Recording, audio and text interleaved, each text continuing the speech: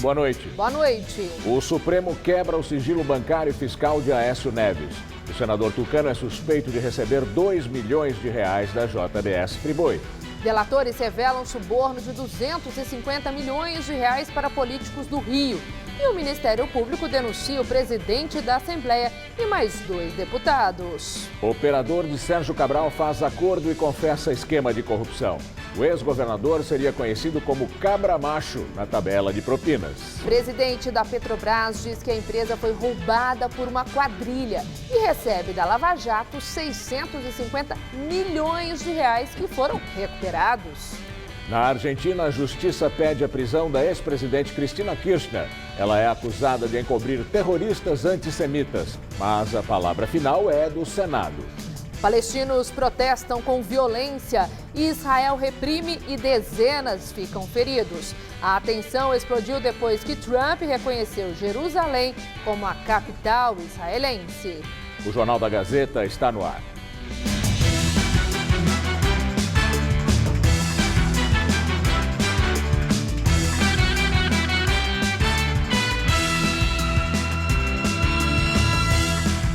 Integrantes do Movimento dos Trabalhadores Sem Teto continuam na Secretaria de Habitação, no centro de São Paulo, invadida ontem.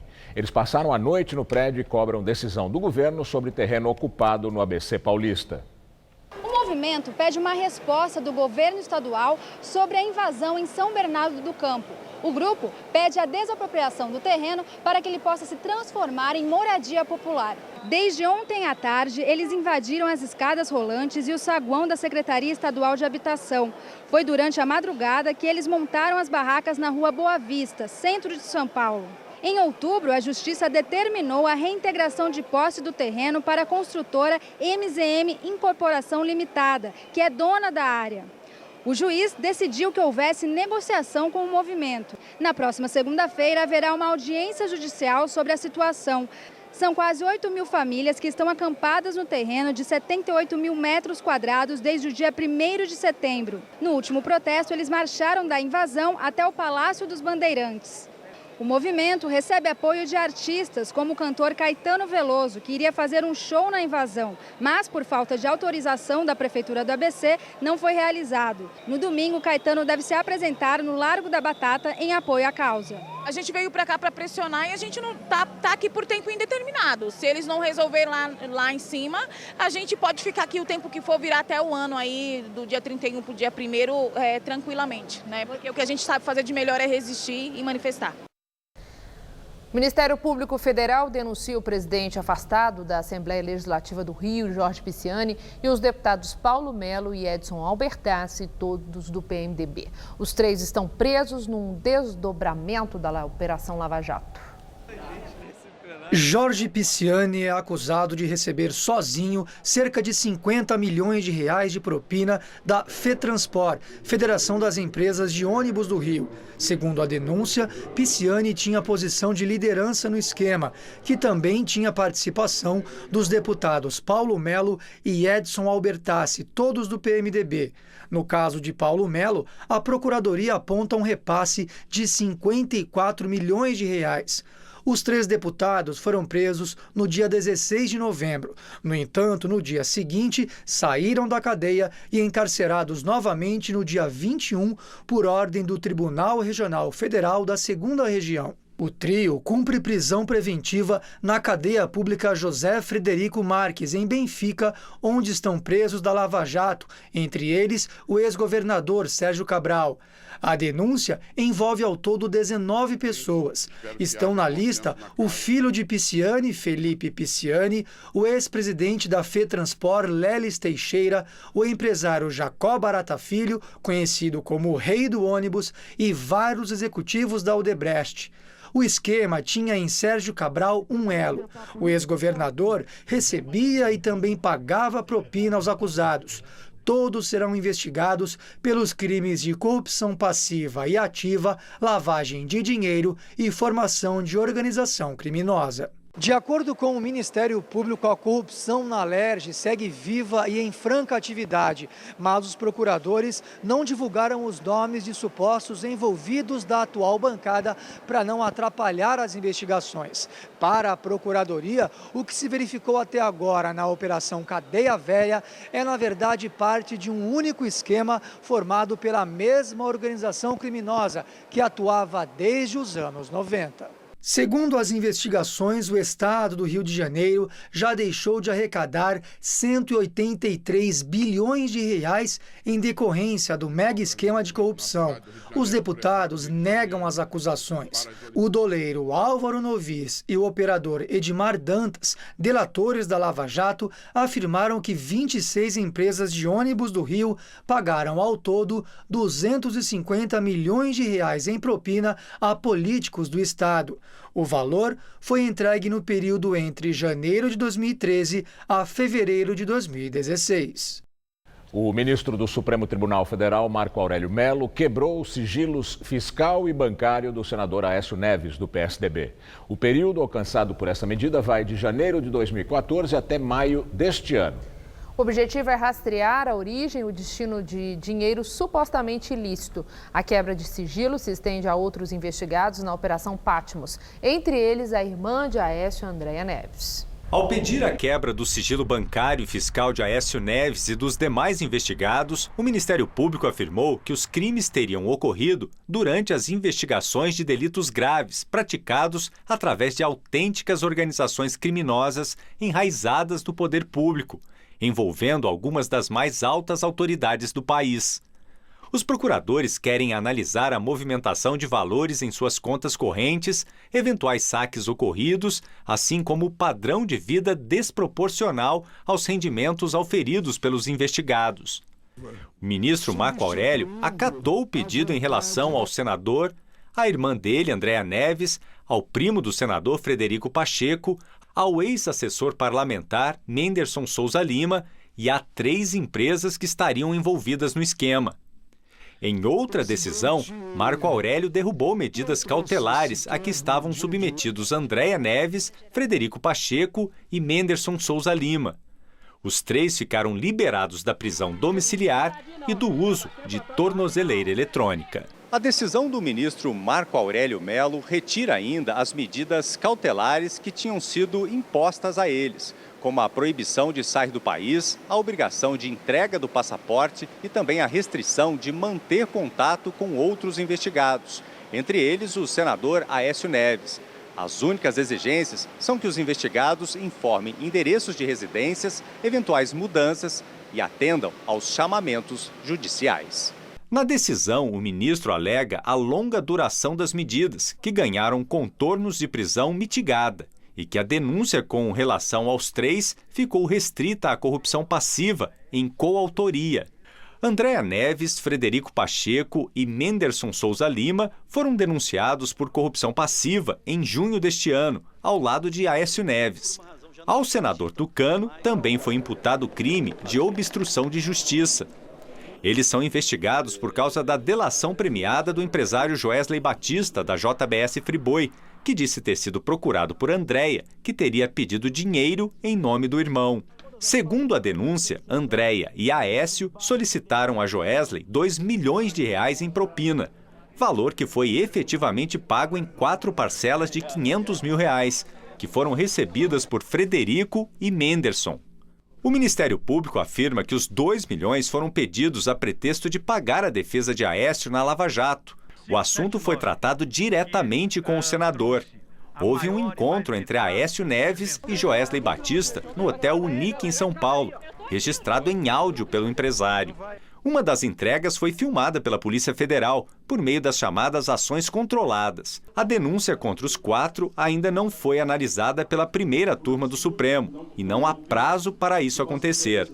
Apesar de Andréia, Frederico e Menderson não terem foro privilegiado, o caso tramita no STF, por Aécio Neves estar entre os acusados. A defesa de Aécio Neves afirma que os sigilos bancário e fiscal do senador sempre estiveram à disposição da Justiça e que a quebra é uma medida extremamente natural e salutar para confirmar a absoluta correção dos atos de Aécio. O advogado da irmã do Tucano afirmou que desconhece a decisão do ministro sobre a quebra do sigilo, mas ressaltou que não há nenhuma preocupação com relação a ela. A Justiça Argentina pede a prisão da ex-presidente Cristina Kirchner sob a acusação de acobertar ação terrorista. Kirchner é acusada de proteger os iranianos suspeitos de envolvimento no atentado contra a Associação Mutual Israelita Argentina, em 1994, que deixou 85 mortos. O juiz Cláudio Bonadio pediu que Kirchner, atualmente senadora, perca o foro privilegiado, seja presa e julgada na Justiça Comum. A perda do foro será analisada pelo Senado, mas é improvável que o pedido seja aprovado. O pedido de prisão se baseia na investigação de 2015 do promotor Alberto Nisman. Dias antes de ser encontrado morto, ele denunciou que a ex-presidente montou um esquema para cobertar os responsáveis pelo atentado. Na época, um braço palestino do grupo libanês Hezbollah reivindicou o atentado. O ministro Luiz Fux foi eleito hoje presidente do TSE, o Tribunal Superior Eleitoral. Ele assume em fevereiro no lugar de Gilmar Mendes. A sessão de hoje no TSE começou com a eleição do novo presidente. Os ministros usaram uma urna eletrônica oficial e Fux foi eleito com 6 votos, contra 1 da ministra Rosa Weber, que ficou com o cargo de vice-presidente. O mandato de Fux começa em 6 de fevereiro, mas vai só até o dia 15 de agosto. Uma nova eleição vai ser feita em agosto para saber quem vai comandar o TSE durante o processo eleitoral de 2018. Luiz Fux é doutor em Direito Processual pela Universidade do Estado do Rio de Janeiro, foi ministro do Superior Tribunal de Justiça entre 2001 e 2011, além de desembargador do TJ Fluminense. Ele é conhecido pela defesa da aplicação da lei da ficha limpa com rigor para os candidatos a cargos públicos. A lei da ficha limpa, ela é voltada para a vida pregressa do candidato. Então é no momento do registro da candidatura que se olha para trás para verificar se aquele candidato atende aos requisitos de ética e de moralidade que a sociedade hoje exige de seus representantes políticos. A Rede e o PSOL pediram hoje a cassação do deputado federal Lúcio Vieira Lima, do PMDB. Os dois partidos da oposição protocolaram uma representação no Conselho de Ética da Câmara contra o deputado por quebra de decoro parlamentar, no caso que envolve as malas com 51 milhões de reais encontradas pela Polícia Federal em Salvador. No início da semana, a Procuradoria-Geral da República denunciou Lúcio, o irmão Gedel Vieira Lima e a mãe deles, Marluce Vieira Lima, ao Supremo por lavagem de dinheiro e associação criminosa. No Conselho de Ética, um relator será definido para analisar o caso e emitir um parecer acatando ou rejeitando os argumentos da representação. A Petrobras recuperou quase 654 milhões de reais com acordos de delação e leniência firmados na Operação Lava Jato. Segundo o Ministério Público, essa é a maior quantia já recuperada numa investigação criminal no país. O anúncio foi feito em uma cerimônia em Curitiba que contou com a presença do presidente da Petrobras, Pedro Parente. Dada a relevância dos recursos, pode sim nos ajudar a ampliar ações tanto na ação direta da empresa, a sua finalidade principal, que é na exploração de óleo e gás, como nas ações sociais. Com o repasse de hoje, o total de recursos devolvidos à Petrobras desde o início da Lava Jato chega a cerca de R$1,5 bilhão de reais. Apesar do resultado positivo, este valor representa 13% do total previsto nos acordos já feitos pelos investigadores de Curitiba e Brasília. Ao todo, já foram firmados 163 acordos de delação premiada e 10 de leniência, que prevêem um retorno de R$10,8 bilhões de reais aos cofres públicos. A colaboração premiada só é feita quando ela implica uma maximização da responsabilização dos criminosos e uma maximização da recuperação dos valores desviados. Ou seja, é um instituto utilitário em que se troca algo por muito mais. Agora o comentário de Josias de Souza, direto de Brasília. Ele fala sobre a devolução do dinheiro à Petrobras. Noutros tempos, dinheiro roubado do Estado era como pasta de dente que sai do tubo. Colocar de volta era algo impensável. A Lava Jato criou um novo paradigma.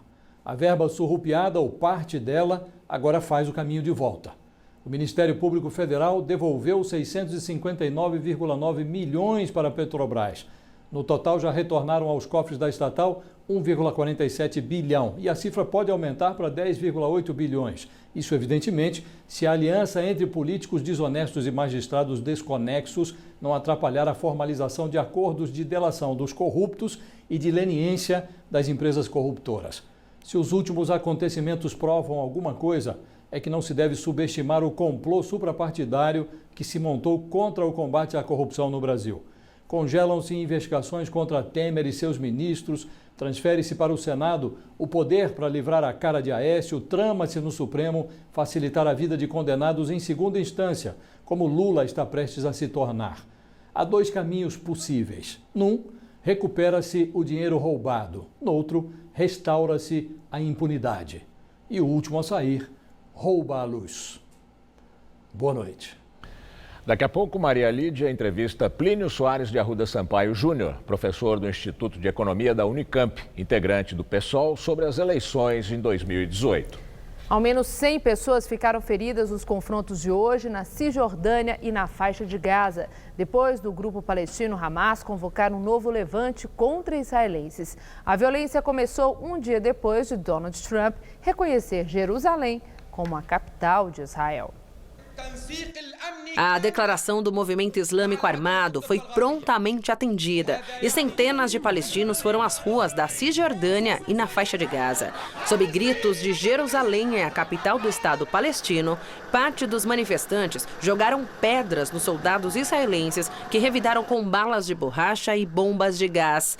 Novas manifestações foram anunciadas para amanhã, numa convocação para mais um dia de raiva contra Israel, segundo o grupo palestino. A nova onda de protestos e violência vista nesta quinta-feira faz aumentar o medo de que o reconhecimento norte-americano não só ameace as chances de um acordo de paz entre palestinos e israelenses em negociação há pelo menos 20 anos, mas fortaleça o discurso radical islâmico e gere uma escalada da violência no Oriente Médio. Para o professor especialista em conflitos na região, Sidney Ferreira Leite, a decisão de Trump pode resultar em novos ataques terroristas em todo o Ocidente. O Hamas, o Hezbollah, a Al-Qaeda, o próprio Estado Islâmico, que agora está em recuo, né? Eles agora têm uma razão, uma argumentação, né, para defender as suas ações belicosas. Mesmo em meio às fortes críticas pela decisão, o primeiro-ministro israelense Benjamin Netanyahu garantiu hoje que outros países podem seguir o exemplo americano e transferir a embaixada para a cidade, mas não revelou quais seriam os países que estudam a medida. A decisão anunciada ontem por Donald Trump foi considerada irresponsável, tanto por aliados quanto para inimigos dos americanos, e contraria tudo que já foi discutido e acordado até hoje sobre o assunto, já que a comunidade internacional não reconhece a reivindicação israelense sobre a cidade como um todo. Ontem, 8 dos 15 integrantes do Conselho de Segurança da ONU pediram uma reunião emergencial para falar sobre o assunto. Ao secretário-geral da organização, Antônio Guterres, confirmou o encontro para amanhã e afirmou que não há outra alternativa além da solução com os dois estados dividindo a cidade, considerada sagrada para as 3 maiores religiões do mundo. Aqui no Brasil, Itamaraty se pronunciou por nota esta tarde e reiterou a posição defendida há anos de que somente um acordo bilateral equilibrado sobre o status da cidade de Jerusalém será aceito. Apesar disso, lideranças evangélicas que vêm cada vez mais estreitando laços com o Estado israelense já pressionam para que o governo mude sua postura em relação a Israel. Representantes do Grupo Parlamentar de Amizade Brasil-Israel, um dos maiores do tipo no Congresso, e da Frente Parlamentar Evangélica, já se reuniram com o ministro do Exterior, Aloysio Nunes, para apresentar a proposta de que o Brasil deixe de votar a favor de resoluções da ONU que condenam atitudes de Israel em relação à cidade e aos territórios ocupados da Palestina. Se nós tomarmos partido, obviamente a gente joga, né, por terra todo esse passado tão brilhante da nossa diplomacia. O ministro do Supremo, Edson Fachin, arquivou uma interpelação judicial apresentada pelo governo do Rio de Janeiro contra o ministro da Justiça, Torquato Jardim.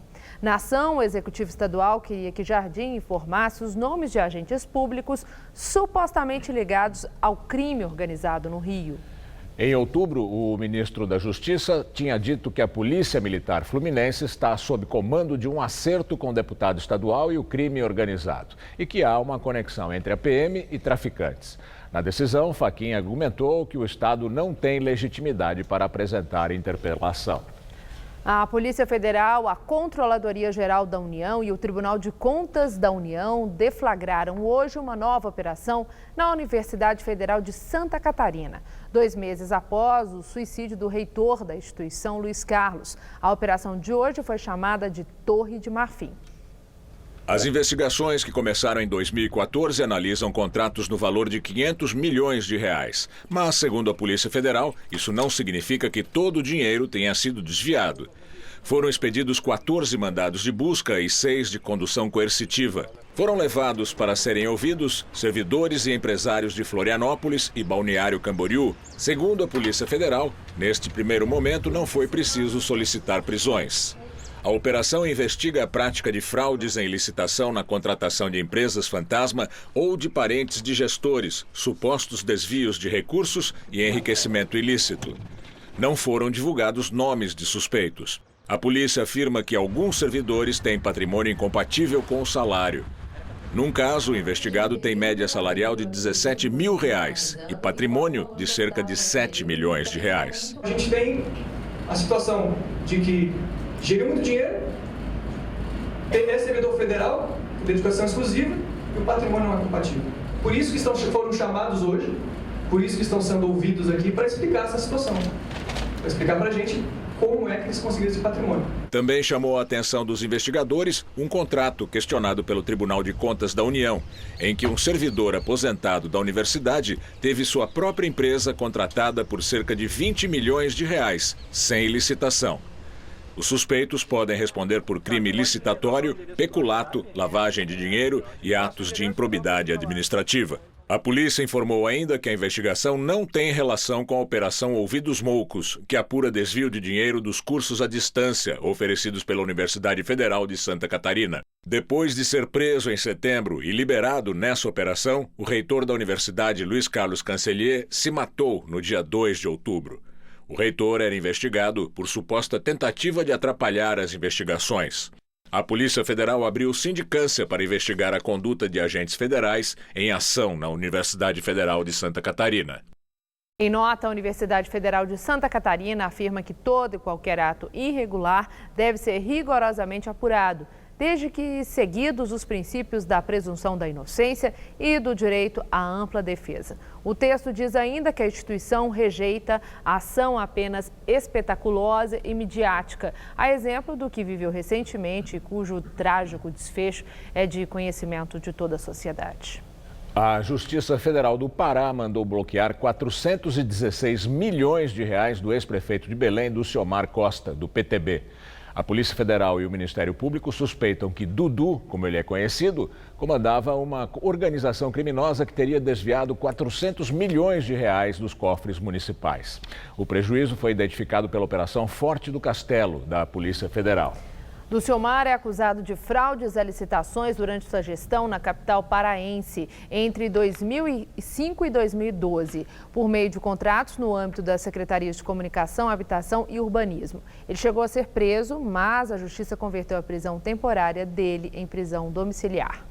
O Tribunal Superior Eleitoral decidiu tornar o ex-governador do Distrito Federal, Agnello Queiroz, do PT, impedido de disputar cargo público pelos próximos 8 anos.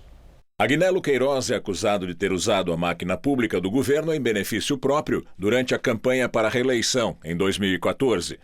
A Justiça Eleitoral considerou que a conduta do petista foi ilícita e impôs a ele o pagamento de multa. Os ministros da Corte, no entanto, absolveram o ex-governador do crime de abuso de autoridade. O vice-governador de Agnello, Tadeu Filipelli, do PMDB, julgado no mesmo processo, vai ter também que pagar uma multa. Ele está liberado para disputar eleições. Em maio deste ano, os dois foram presos acusados de receber propina de empreiteiras por obras no estádio Mané Garrincha. Eles foram soltos dias depois. Os dois negam as acusações. Agnello foi ministro do esporte no governo Lula. Tadeu Filipelli foi assessor especial de Temer e deixou o cargo logo depois de ter a prisão decretada. E agora vamos ao comentário de política com o José Neumann Pinto. Luiz Inácio Lula da Silva continua um cara de pau de renomada, né? Apela para argumentos estratosféricos, escalafobéticos. Imagine. Primeiro que ele foi ao Rio de Janeiro, que já é uma ousadia. O Rio de Janeiro está quebrando, está sob um estado de penúria por causa do grande tsunami que se abateu sobre o Brasil na corrupção da Petrobras. O Rio de Janeiro é muito dependente de petróleo e da Petrobras. O Lula acaba de ser citado pelo Tribunal de Contas da União como responsável por 1 bilhão e 800 milhões de reais de prejuízos nas refinarias da Petrobras, entre as quais a Comperj, no Rio. E ele foi à Comperj e lá na Comperj, nessa sua caravana eleitoral, ele desabafou, dizendo que a Lava Jato era responsável pela situação da Petrobras e pela situação do Rio. Seria mais ou menos como o assassino culpar o juiz que o condenou pelo crime que ele, assassino, cometeu. Há uma grande divulgação em torno do Sérgio Cabral, do PMDB, do Pitiani, e de uma certa forma o Lula foi deixado de lado das manchetes. Mas ele está aí, ele foi condenado, por causa do problema lá do apartamento, está esperando o julgamento da segunda instância, né, o Tribunal Regional Federal da 4ª Região em Porto Alegre. Se for confirmado, ele perderá a condição de se eleger. Ele que é o eterno candidato, não sai de cima do palanque. Nesse palanque, ele contou essa mentira. Isso é um absurdo, é uma fantasia completamente estapafúrdia. Não há nenhuma possibilidade da Lava Jato ser responsável por nada. Tanto que a Lava Jato acabou de devolver 600 milhões de reais à própria Petrobras.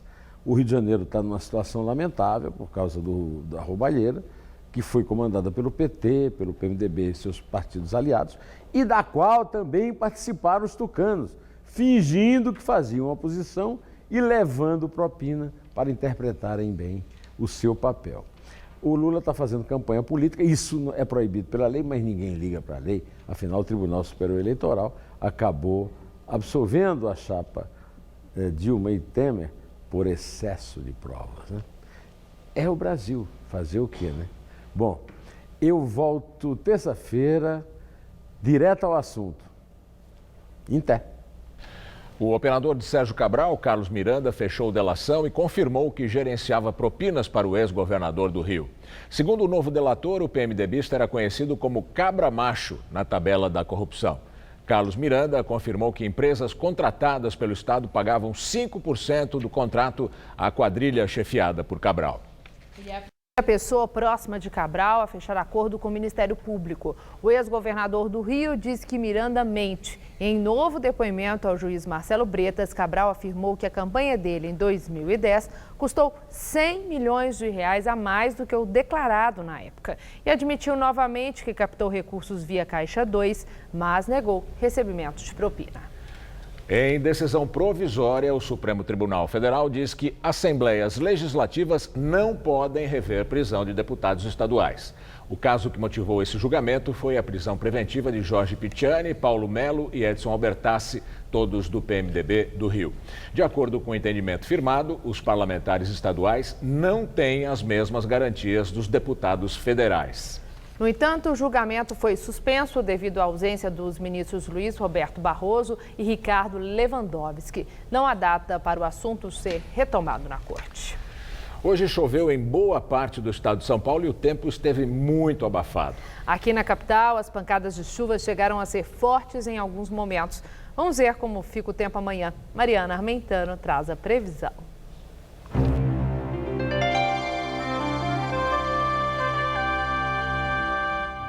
A previsão de chuvas volumosas continua mantida até o fim de semana entre o Sudeste, o Centro-Oeste e o Nordeste do Brasil. As pancadas de chuva com raios serão frequentes, principalmente entre o norte de Minas e o estado de Goiás. A instabilidade avança agora também para o Nordeste e pode chover de forma significativa também no Centro-Sul e Oeste da Bahia. Já entre a costa pernambucana e a cearense, em boa parte do sul do Brasil, tempo firme amanhã. Vamos ver como ficam as temperaturas nesta sexta-feira em algumas capitais? Olha só, em Brasília teremos mínima de 18 e máxima só de 22 graus, com tempo bem chuvoso por lá. No Rio ainda chove a qualquer hora, mas a máxima fica em torno dos 31 graus amanhã. Já na capital gaúcha, as temperaturas ficam entre 18 e 29 graus, com tempo firme e ensolarado, assim como em Natal, onde chega a fazer até 32 graus amanhã à tarde. Para São Paulo, apesar do calor, deve chover em todas as regiões, até com forte intensidade, viu? É que instabilidades associadas a um sistema de baixa pressão são reforçadas pelo ar carregado de umidade e aí formam muita nebulosidade sobre o estado. Há previsão de chuva ao longo do dia no norte do estado e só a partir da tarde nas outras áreas, incluindo o litoral e a capital. A máxima chega aos 31 graus em Presidente Prudente, aos 32 em Presidente Bernardes. Nas cidades de Ribeirão Preto, Araraquara e Bauru, máxima também na casa dos 30 graus. E para a capital, a temperatura cai um pouquinho amanhã, mas esquenta de novo no final de semana. Nessa sexta-feira, teremos mínima de 20 graus de madrugada e máxima à tarde de 26. Aí no sábado, a chuva dá uma trégua, a máxima vai aos 28. E no domingo já volta a chover de forma bem pontual, aqui e ali, por causa da alta umidade do ar e do calorão de 30 graus que está previsto por aqui. Começou hoje aqui em São Paulo a Comic Con Experience, o maior evento de cultura pop do mundo. A expectativa dos organizadores é reunir mais de 220 mil pessoas que admiram quadrinhos, séries de TV, cinema e colecionadores. Aqui você pode ser seu personagem preferido, como o Kleber e o filho Leonardo, de 4 anos, os Super Marios. O que é o Mario? É um jogo, uma pula e uma pega os poderes. Quem alimenta a paixão de quem? É mútua, né? Eu gostava, ele ficava me vendo jogando, começou a jogar também. E você pode mais, pode refazer o salto do seu filme favorito. O Ivan caprichou no pulo. E será que ficou igual? A gente vai tentando, né? Como é que foi o pulo?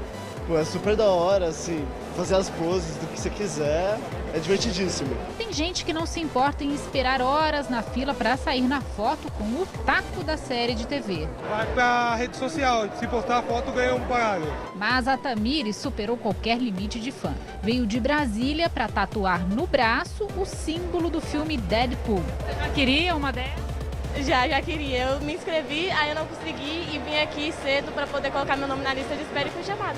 A Comic Con é um evento anual voltado para a cultura nerd. Um verdadeiro parque de diversões para quem gosta de quadrinhos, cinema, games e séries.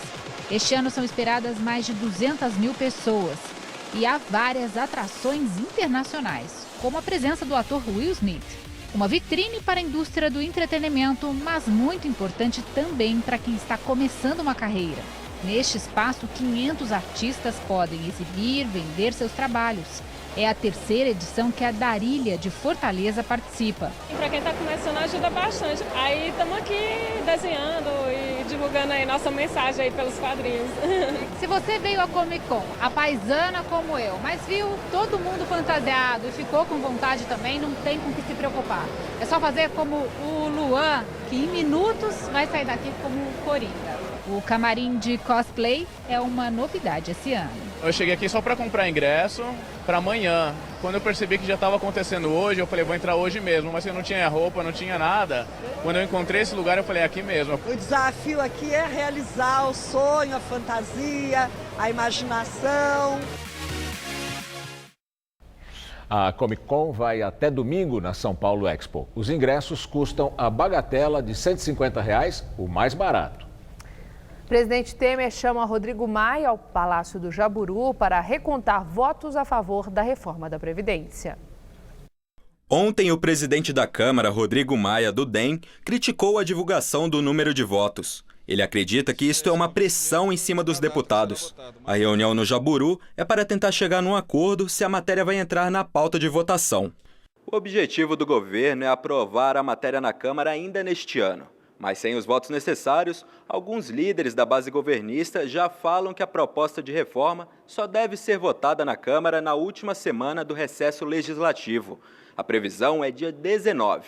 Com isto, o Planalto ganharia tempo para atrair mais apoio. O Palácio busca 308 votos. Durante jantar com aliados, Temer pediu empenho para atingir um número favorável e declarou que o momento da reforma avançar é agora. Ele afirmou que não se pode ter a ilusão de que a proposta vai passar na Câmara no início de 2018, um ano eleitoral. O receio dos parlamentares é que a matéria seja impopular, uma vez que os deputados vão tentar a reeleição no ano que vem. O ministro do Planejamento se mostrou confiante que a reforma da Previdência seja aprovada ainda em 2017. Para Diogo Oliveira, o texto que está em discussão é palatável do ponto de vista político. É errado dizer que sem o avanço das agendas de reformas, nós teremos uma redução forte das expectativas de crescimento para os próximos anos. Já o presidente da Câmara, Rodrigo Maia, reconheceu a dificuldade de atrair aliados. Ele disse que se tivesse mais 4 semanas, a reforma seria aprovada na casa. Se esse debate não puder acabar esse ano, ele vai ter que continuar.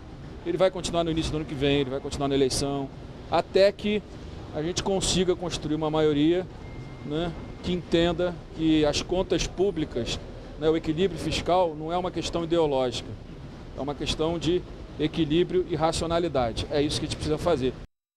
A dificuldade do governo em conseguir apoio político para aprovar a reforma da Previdência fez o dólar ter a maior alta em quase 7 meses. A moeda americana fechou cotada a R$ 3,28, valorização de 1,73%.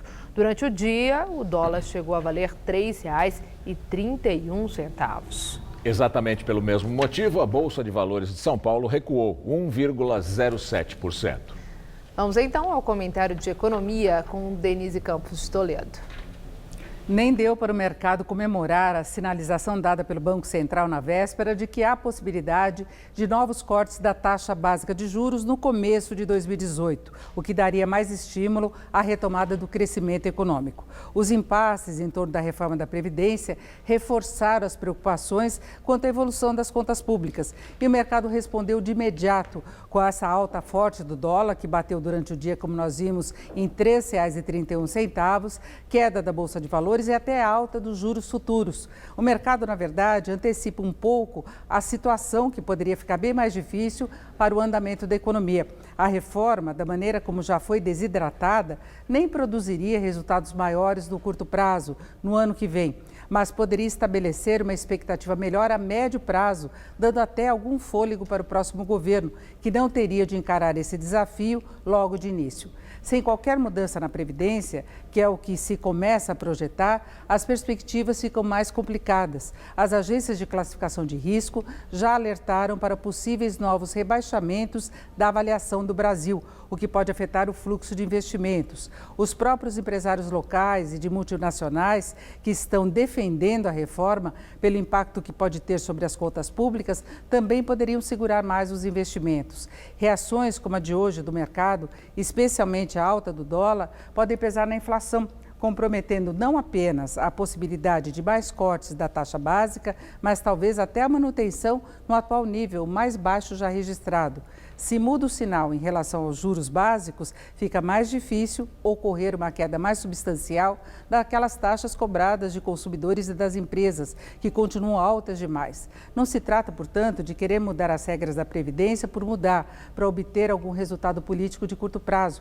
Ao contrário, com a resistência da sociedade a essa proposta, ela pode até ser desfavorável do ponto de vista da avaliação política, e é um dos motivos dessa indefinição todas dos congressistas. A reforma é necessária para a reestruturação das finanças públicas, ponto fundamental para um crescimento sustentável da economia. Essa conversa toda pode ser retomada mais à frente, mas vai ser difícil não haver algum impacto mais negativo em 2018, caso não haja qualquer avanço ainda este ano. Boa noite. Vamos agora às notícias do esporte com Estela Gontijo e Celso Cardoso. Depois do esporte, Maria Lídia entrevista ao vivo o professor do Instituto de Economia da Unicamp, Plínio Soares de Arruda Sampaio Júnior, do PSOL. O Flamengo não conseguiu superar a pressão na Argentina e perdeu de virada o primeiro jogo da final da Copa Sul-Americana, né, Celso? Pois é, Estela, o time carioca até que começou bem o jogo, fez 1-0 logo no início da partida, mas depois sucumbiu ao bom futebol apresentado pelos argentinos no Independente, apoiado pela sua fanática torcida. Agora o Flamengo terá que vencer no Maracanã quarta que vem, por 2 gols de diferença, para ficar com o título. Veja os gols da partida em Avejaneda. A torcida do Flamengo esperou apenas 8 minutos para soltar o grito de gol na cabeçada do zagueiro Hever, 1-0. O time argentino chegou ao empate aos 28 com o centroavante Gigliotti, que bateu no canto sem chance para César. No comecinho do segundo tempo veio o gol da virada. Mesa pegou de primeira da entrada da área e fez um golaço. E ficou nisso, 2-1 Independente, que jogará pelo empate semana que vem no Maracanã.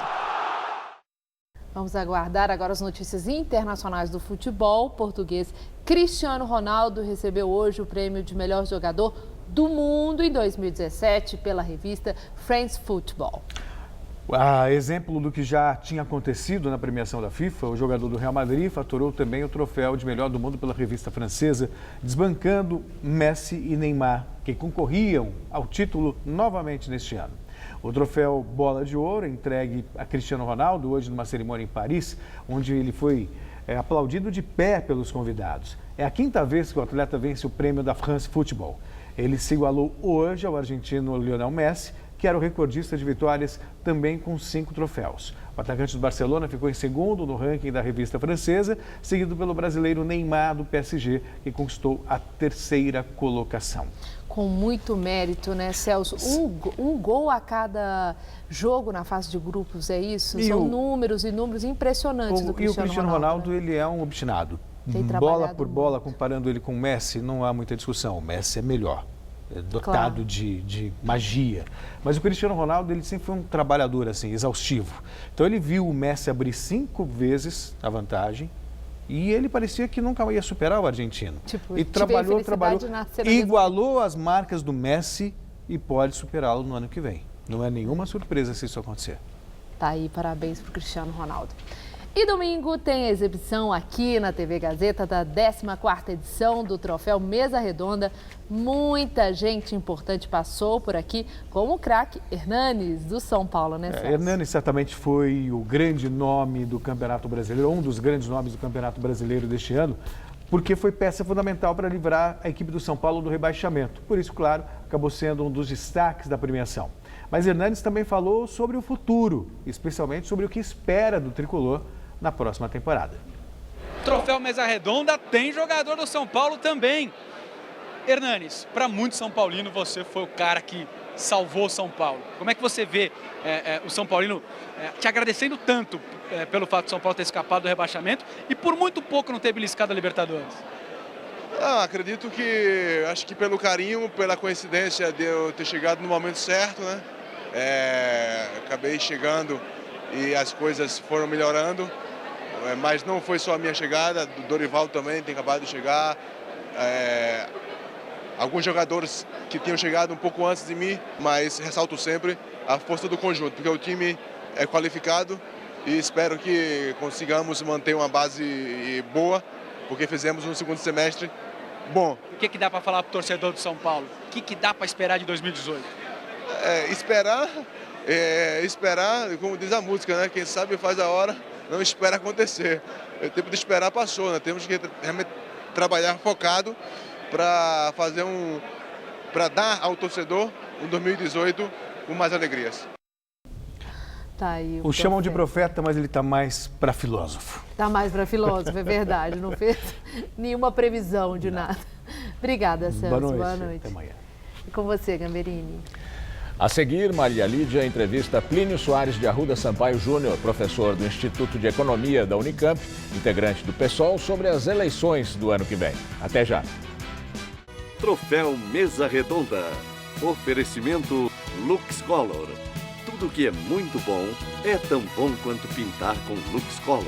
Valtec, a manta líquida que impermeabiliza e colore o Brasil.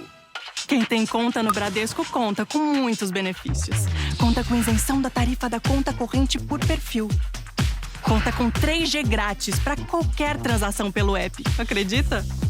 Contrata crédito consignado direto pelo app e ainda concorre a 1 milhão em prêmios.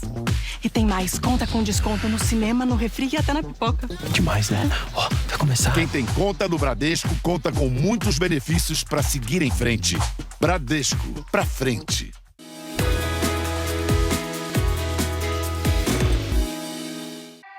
Tá a fim de escrever a sua própria história?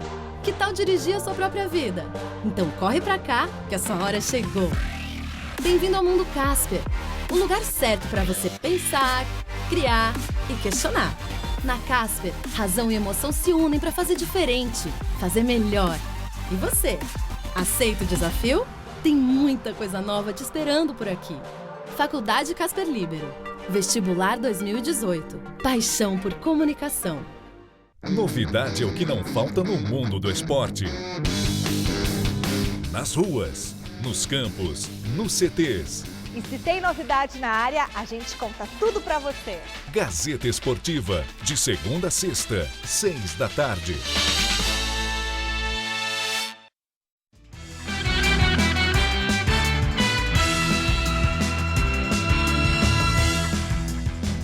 As perspectivas políticas do PSOL nas eleições 2018, na entrevista do dia com Maria Lídia Flandre. Eu entrevisto hoje Plínio Soares de Arruda Sampaio Júnior, sempre atuante junto a movimentos sociais, uma expressiva liderança política do PSOL e autor, entre outros livros, de Crônica da Crise Anunciada, Crítica à Economia Política de Lula e Dilma. Plínio Sampaio Júnior é professor do Instituto de Economia da Unicamp. Muito obrigada por estar conosco. Eu quero começar falando sobre o PSOL, o seu partido. Eu vi uma frase do presidente nacional do PSOL, Juliano Medeiros. Ele falou o seguinte, que no Brasil atualmente há um espaço que só o PSOL pode ocupar com uma proposta de esquerda radical. Aí eu fiquei refletindo sobre essa frase. Esse termo radical indica rigidez, fechamento ao diálogo, uma incapacidade para o entendimento. Que perspectiva de futuro pode ter um partido que defende esse radicalismo? Marília, é um prazer participar do teu programa. Eu acho que há uma distorção do que quer dizer radical. Radical quer dizer várias coisas. Para nós, radical quer dizer ir à raiz dos problemas, atacar as causas dos problemas. Então, o que o PSOL pretende nesta eleição é explicar para o povo brasileiro quais são as causas dos problemas econômicos, políticos, morais e enfrentar as causas do problema. Nós enfrentaremos a causa dos problemas com a determinação do povo brasileiro, né? E com, digamos, a vontade do povo brasileiro. Então ninguém está propondo aqui sair dando chifrada em ninguém. O que nós estamos propondo é fazer conversa séria com o povo brasileiro. Conversa séria quer dizer que o PSOL está aberto para alianças com outros partidos de esquerda? O PSOL está sempre aberto à aliança com outros partidos, porque o trabalho de um partido é criar força política. Nós precisamos criar força política para mudar o Brasil. O Brasil está enquadrado numa agenda, que é a agenda do ajuste. Não foi a agenda que ganhou a eleição em 2014, porque em 2014 a Dilma ganhou a eleição porque falou, não faço ajuste nem que a vaca tussa. Ela fez o ajuste sem meta, essa meta foi dobrada com o Temer e agora é a vez do povo brasileiro dar o troco. E nós vamos fazer aliança com quem luta contra o ajuste.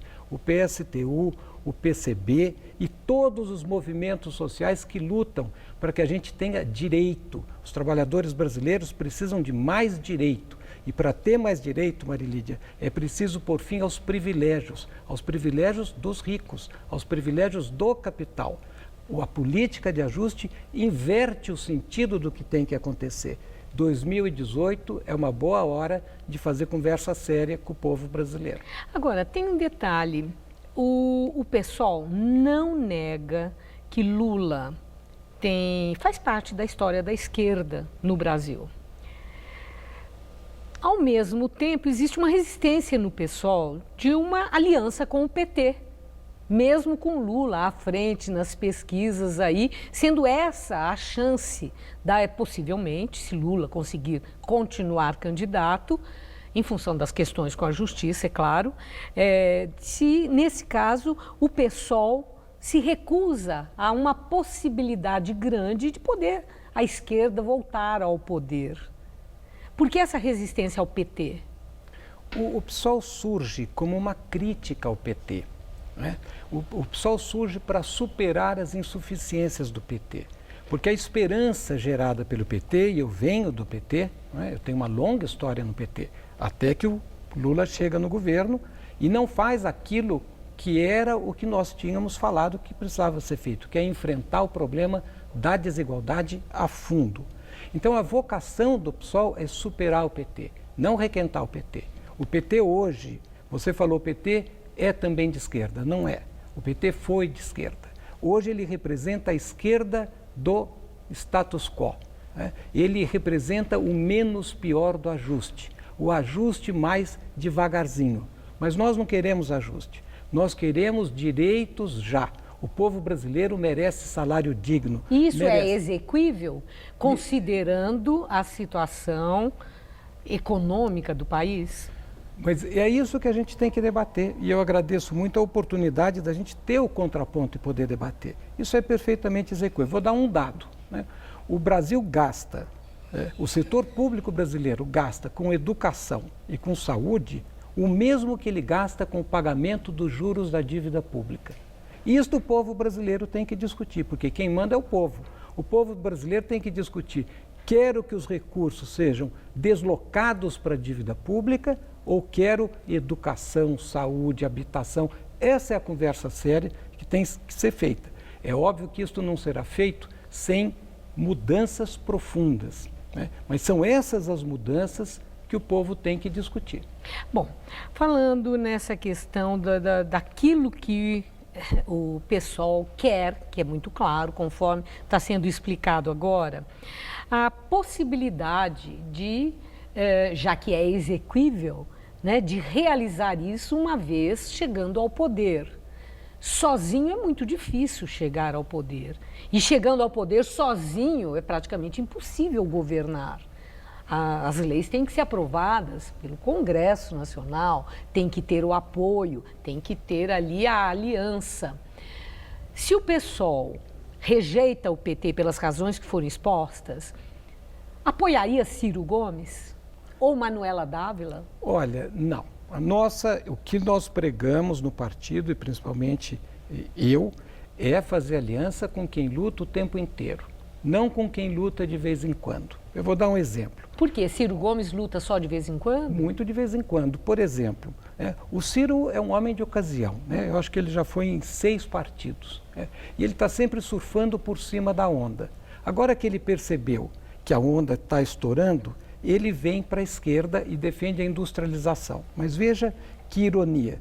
Quem começou a desindustrialização brasileira foi o próprio Ciro, quando era ministro da Economia do Itamar e fez a política de maior liberalização comercial da história do Brasil. Então nós precisamos de ter a força do povo. Nós queremos, quem muda o Brasil, quem manda é a energia do povo, da juventude. Essa que é a força que pode permitir mudar o Brasil. Porque para mudar o Brasil, nós precisamos mudanças profundas. Não se faz omelete sem quebrar ovo. Nós queremos fazer um bom omelete, mas nós vamos ter que quebrar esta blindagem, que é esta regra do jogo, onde sempre que os dados são jogados, o resultado sai contra o povo. Quem tem que pagar o pato é o SCAF que está aqui do outro lado da Paulista.